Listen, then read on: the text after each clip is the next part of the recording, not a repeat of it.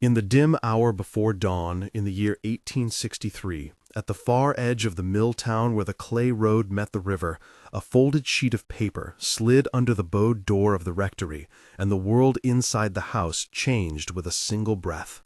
The paper smelled of river mud and lamp oil, and the ink had bled where the hand had trembled. It named the colonel by title and by color of boot, and it named Elias by the crooked scar on his left cheek and by the way he once whistled at the mill when no one watched. The paper was not a rumor. It was accusation, proof, confession, wrapped in the trembling script of someone who had watched too long and decided that silence had become a crime. The town had rules, and in that place the rules were a system. Slavery lived as law, as habit, as an economic pulse that fed the plantation and silenced the small houses at its feet.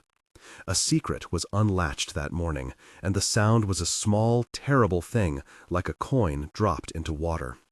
What the letter exposed about the colonel was not private sin. It was violence authorized by rank. What that exposure demanded was reckoning, and the price would be brutal. Elias arrived at the plantation when he was 7, barefoot and wrapped in a thrifted shirt that smelled of soap and the river where he had been found. He had been sold for a handful of coins and a promise whispered into his ear that he would have work and bread. The senzala stood at the back like a shadow of the big house, a line of wooden breaths where people slept close and kept their secrets close as their chests. Elias learned the names of the fields by the feel of the soil under his knees and the taste of cassava at midday. Maria das Dores taught him to hold a hoe without letting it bruise his hands. João Pequeno taught him to whistle that same tune that would later identify him, and Rosa taught him the thin art of looking without being seen. The colonel, Don Augusto, had a presence that filled the blue dusk. He moved with heavy boots and a laugh that closed rooms. To the town he was provider and patron. To the people who lived under him, he was the authority that could decide whether a child kept his teeth. The first time Elias met Don Augusto, the man patted his head and called him clever. The word sat like a stone in Elias' chest and began to warm to heat. The routine of oppression was a liturgy. At dawn, the plantation doors opened like the pages of a book that told the same harsh lines every day. Fields breathed dust, and the sun hit knives of light across the overseers' coats. Work was measured in the ache behind the shoulders, in the dull burn under the nails, in the rhythm of the mouth remembering bread as reward for muscle. The marks on Elias were both visible and other. There were scars along his forearm where iron had bitten. There was a white rope of skin by his ankle where a chain had once rubbed. And there was the scar on his cheek where a stick had landed because he had laughed at himself. Those marks spoke in a language everyone read but refused to translate. The mansion looked down like an emblem of what the law allowed. Inside its rooms silk talked, and the servants moved like shadows that never slept. The plantation economy was a machine that fed markets and reputations. A single ledger, a single receipt, and the world turned.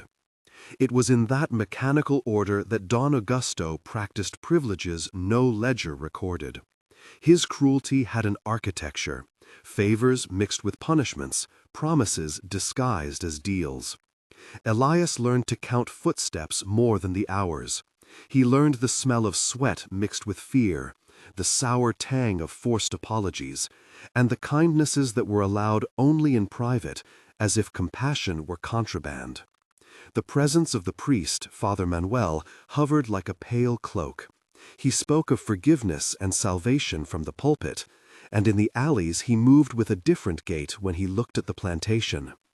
The first fractures in Elias believing in mercy came when the priest gave bread and the colonel took the rest. Elias' life held a backstory that needed telling to understand why the letter had the power to destroy. He was not born on that property. He had come as a child, carried in a cart among goods and animals, traded at an auction where the buyers looked at him as if he were a tool. His mother had been called Anna, and she had a voice like a river reed, soft and true. She had tried to teach him the names of the stars so that when they looked up at night they would feel large. When Elias was 9, his mother was taken to another farm after a debt was settled, and he saw her only once more, on a market morning, when she stood at the end of the lane like a figure pinned between trees, and called his name in a way that broke what was left of his sleep. His childhood was stitched from hard lessons. He learned the craft of making a wheel turn, the craft of folding a letter, and the craft of holding a look until the person broke. He learned love in the shape of a stolen apple passed behind a shed, and loss in the hollowness left when a friend did not return from a road. As a teenager, he had tried to run once when the moon was new and the dogs could not hear him. He reached the river and stepped down to the bank and thought about calling out. He did not flee. He stayed because he had seen how the men who left were hunted. He stayed because a promise weighed on him that he had not agreed to, and because even in that place the idea of belonging not to a person but to a place had begun to root. Those paragraphs of his life explain the shape of his courage and the weight of his fear. They are what made him both fragile and resolute when the letter came to light. Rosa came like a sudden song on a humid afternoon, carrying laundry and a secret. She had eyes that looked like the color of the river at dusk and a laugh that fell like bright coins. Their first meeting was a glance across the yard and a borrowed cup of water. She spoke little at first, but when she did, she used small words that were precise as thread. In the first scene where they met, they exchanged 3 short sentences that did not yet name what would grow. "You whistle the mill song," she said. "You always whistle." Elias answered, "I whistle so I do not sing too loud." She replied, "Then sing, even if only inside you." The air between them warmed, and the scent of soap and starch and the tang of lime from the washboard lingered. The weight of those words became another language they learned. Their exchanges multiplied in small stolen moments. "Meet me by the sycamore," Rosa whispered once. "At dusk," Elias replied. "Tomorrow," she said. They stood close, and the world narrowed to the roughness of his hands and the softness of the cloth she had folded. The pilot light of an impossible hope began to glow. The private life that bloomed between Elias and Rosa was a quiet act of resistance. They traded confidences about small things first: the names of their fathers, the taste of cassava bread, the hours they would rather forget. When Elias told her about the scar on his cheek, she traced it with her fingertip and said, "It is a map. It shows you went far." She would press her lips to the mark as if kissing a country. They stole moments under the sycamore tree, where leaves made lace against the sky, and where the air tasted of green leaves and dust and distant river. The colonel watched with the casual menace of someone who knows he can take without asking. Rumors of favoritism and cruelty swirled like the smoke from the kitchen chimneys. Followers of Don Augusto called Elias useful and dispensable, and clucked their tongues when he approached the big house. The presence of other named people mattered. João Pequeno brought news from the roads. Maria das Dores shared bread and gossip. Father Manuel passed words of scripture that sometimes sounded like warnings. Captain Almeida, the man who answered to the county, liked to drink late and call Elias by childish nicknames that made him flinch. Donna Cecilia, sister to the colonel, muttered soft condolences that meant nothing. Each reaction pushed the lovers into a smaller world and made their meetings more urgent. At the first true hinge in this story, the colonel showed his hand. He called Elias to the big house after a harvest feast when the lamps still hummed. The room smelled of oilcloth and old wine and polished wood. The exchange began civilly. "Sit," Don Augusto said. "Why are you here?" Elias said, "You asked me to bring the carts, Colonel." The colonel smiled in a way that flattened the room. "You are useful boy. Useful boys learn to be quiet." Elias tried to stand steady. "I only do my work, sir." The colonel's laugh was a small animal. "Work can be rewarded," he said. "Rewards change a boy into a man." Elias felt the old arithmetic of the plantation in the colonel's words, power rearranged into a transaction.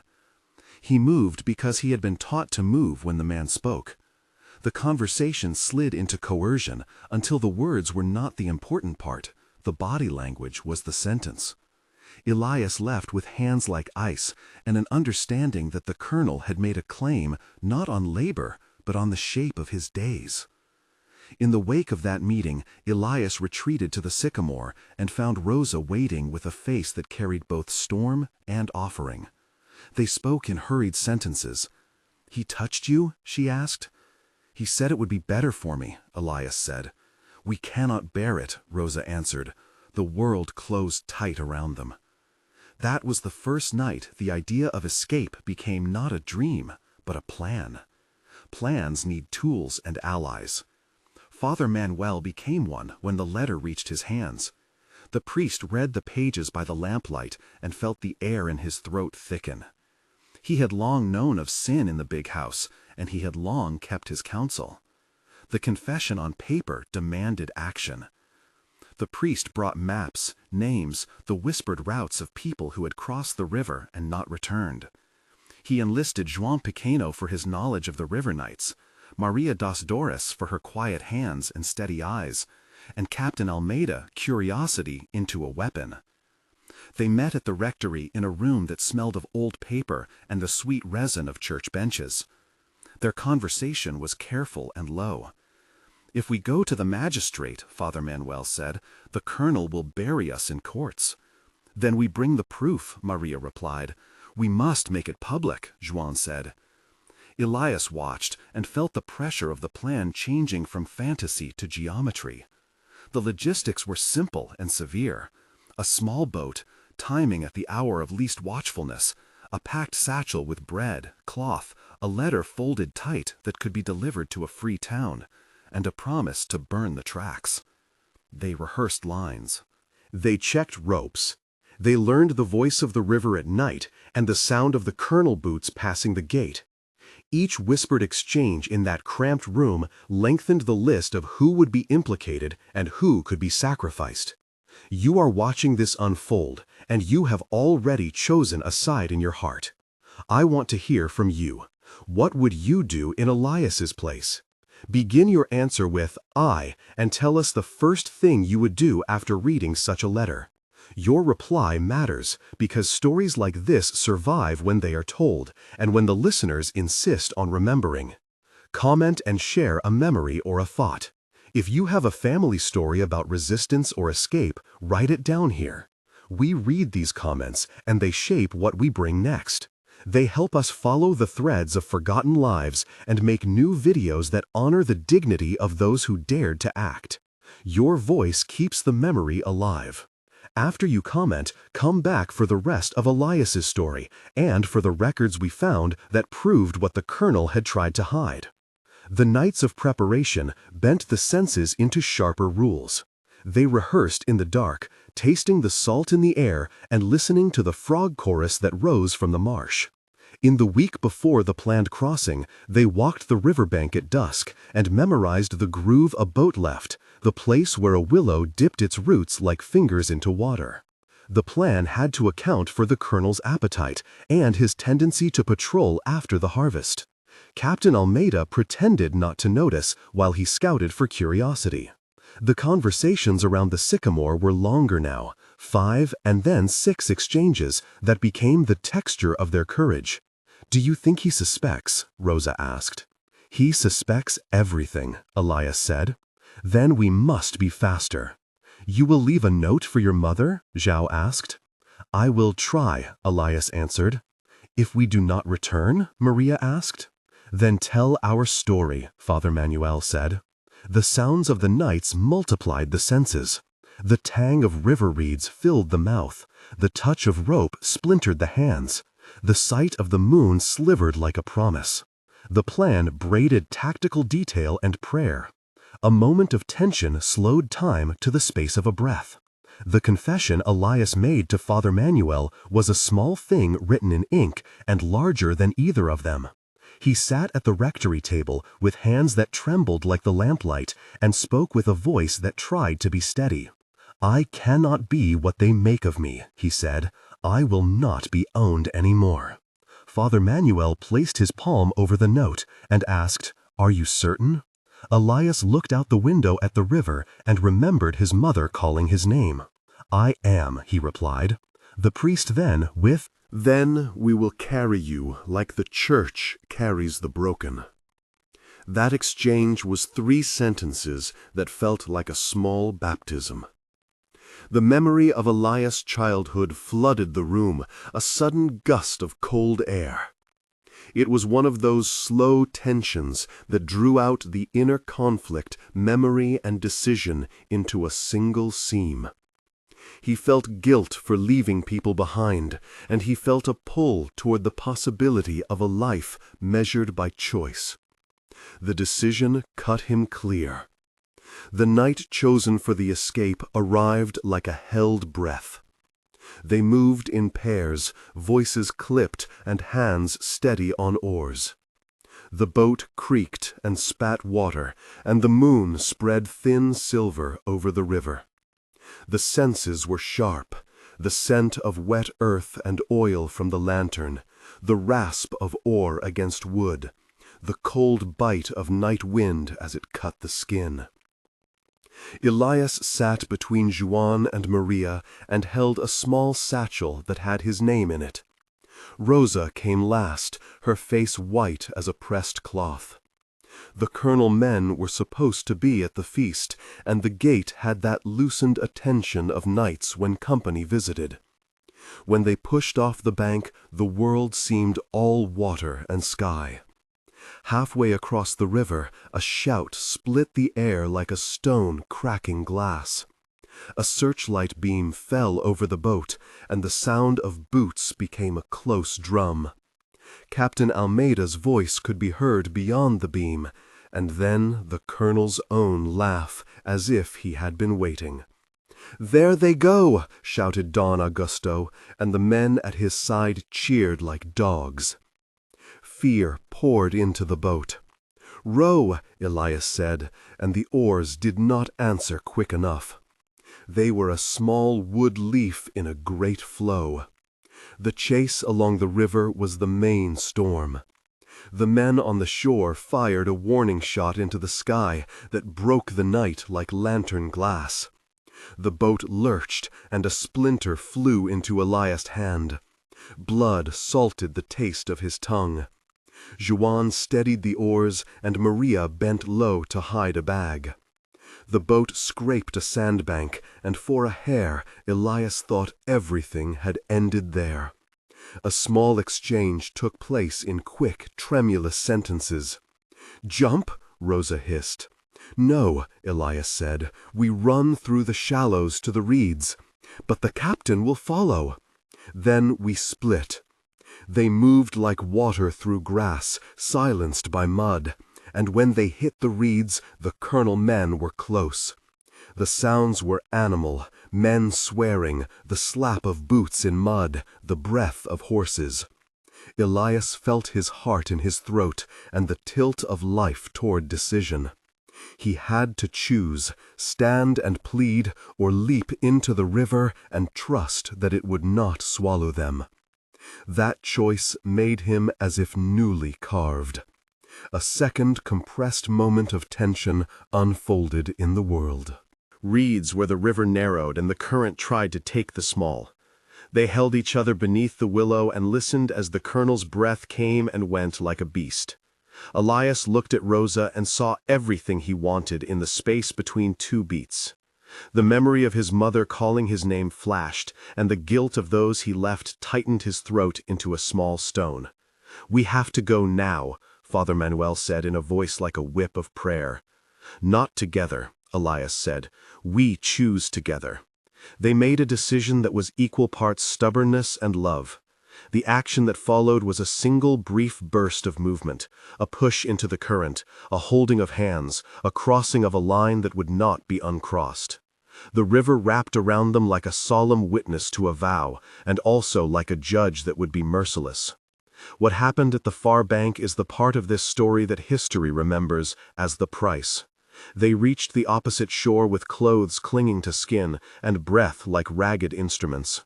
Men with torches searched the mud and the low bushes. The colonel found them there, like a man who had been waiting to collect tribute. His voice was low and close. "You thought you could take what I gave you and run?" he said. Elias stood forward and said, "I am not yours." The colonel's laugh was a small crack, and then he struck. The altercation that followed had the blunt sound of bodies and the sharp of breaking hope. The colonel ordered his men to take them, and in the struggle a life was lost in a way that would change the town for years.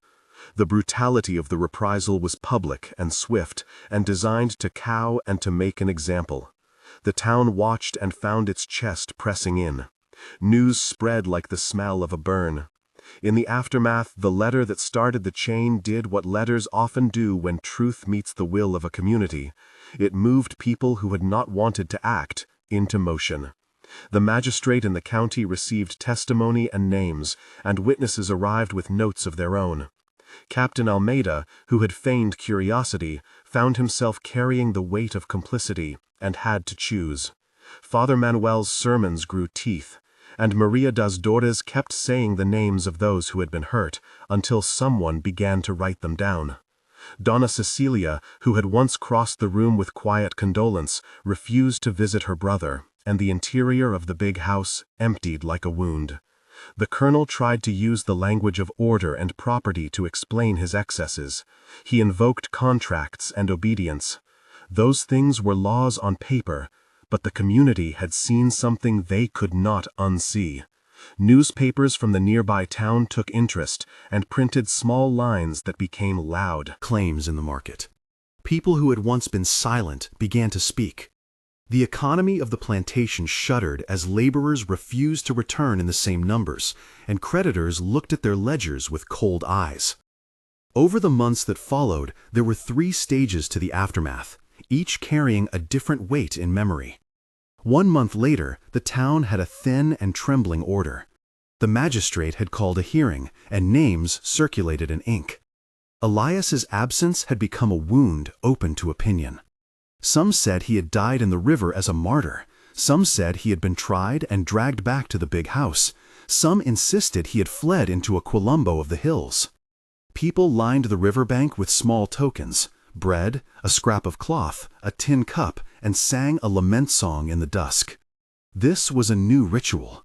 Those who had once worn silence like a cloak began to whisper the word dignity.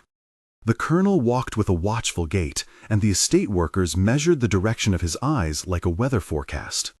A rumor traveled that the colonel had lost a tenant contract and that creditors moved closer to the house like vultures. 1 month after the letter, the first cracks became visible. 3 months later, the ripples had become a small storm. A group of men and women had organized to bring the case before a wider court. Documents compiled by Father Manuel and testimonies collected by Maria had enough weight to force a formal investigation. The state sent a clerk who asked blunt questions and who read out loud the letter that had begun it all. The reading echoed in the courtroom like a bell. The colonel defended himself with a legal voice and hired men to vouch for his reputation. But the accumulation of names and the memory of the river that would not let its story be smudged were stronger than he expected. Small shops closed their shutters the day the hearing took testimony, and the people in the city read the short dispatches printed on rag paper. That 3-month mark was the moment the private horror became public history. It was when families who had lived in the shadow decided to step into light and claim a different future. 6 months on, the archive of consequence had grown into a careful memory. The colonel had been forced to surrender some of his privileges, and his name was no longer spoken in the same tones at the market. The big house lost tenants, and many of its rooms became silent. Some of those who had been forced to serve left for other places, and a small group founded what folk would call a Quilombo, though it was more a collection of houses than a mythic refuge. Rose's name became a song that mothers sang to their children at the river. Father Manuel left the parish for a time and came back older and with a quieter sort of courage. Elias' image became a legend of both loss and daring. People hung small images at the edge of the river, and the story was told at firesides not as a tale of final victory, but as an insistence on remembering. Letters were kept in envelopes with careful hand, and one folded page was framed in the rectory because it had been the first moment someone chose to refuse silence. The legal consequence for the colonel was not the neat justice the town imagined. He was fined, stripped of a title in paper, and publicly shamed. But he carried his pride like a wound and spent his last years in a house that had the breath of the river on one side and the chill of creditors on the other. He was not lynched nor exiled, he degraded. The social punishment became his slow undoing. The people he had pulled tight with fear loosened. Some of them wrote songs about Rosa and Elias and about the day the letter arrived. In the markets, mothers taught their children a new line about dignity and about not accepting that a person could own another person's soul. The memory of that night grew into a small ritual. At the river parties, they would leave a cup and a scrap of cloth and call the names aloud. The story that began with a folded paper became part of the town memory. It changed how people measured power and how they pronounced the word freedom. If this tale teaches anything, it is that truth sometimes arrives like a small, bright object and grows heavy with consequence. The price paid was brutal. Lives were broken, and an irreversible grief took root. Yet the letter did what documents sometimes can do. It named what had been unnamed. It turned a private atrocity into a public question. It forced a community to choose between easy silence and the slow work of justice. The moral hangs between the old sycamore and the river, between a lover's last look and the faint print of a hand on a page. We must remember that memory is not a passive thing. It is made by those who tell and by those who listen. If you leave with anything, leave with the impulse to ask who remains silent in your town and why. Tell the stories that people try to bury and honor the dignity of those who dared to speak. If this story moved you and you want to hear more lives that the records almost forgot, subscribe to this channel. Here we gather documents and songs and fragments to reconstruct what the loud pages of history prefer to omit. We tell these lives with respect and with a search for truth. If you value careful research and human stories, click subscribe and turn on notifications so that the next piece arrives in your feed when we publish. Your subscription helps keep these memories in circulation and helps fund the work of finding the letters that matter. Remember to comment now with your answer to the question I asked earlier. Begin with I and tell us what you would do. Your words join a chorus of remembrance, and they shape future episodes. Sharing this story brings one more person into the circle of witnesses. If you share, you help ensure that Elias and Rosa's names are not swallowed by the river of forgetting. They were not immortal. They were human, and that is why their story lasts. The town still tells it, sometimes with new details added, like petals on a wound. At the river, they claim a small victory, and they call the names of those who paid the price. The last line people speak under their breath is the one that matters. They say, they were free in the only way they could be. And that sentence settles in the mouth like a bittersweet fruit, tasting of loss and of dignity reclaimed.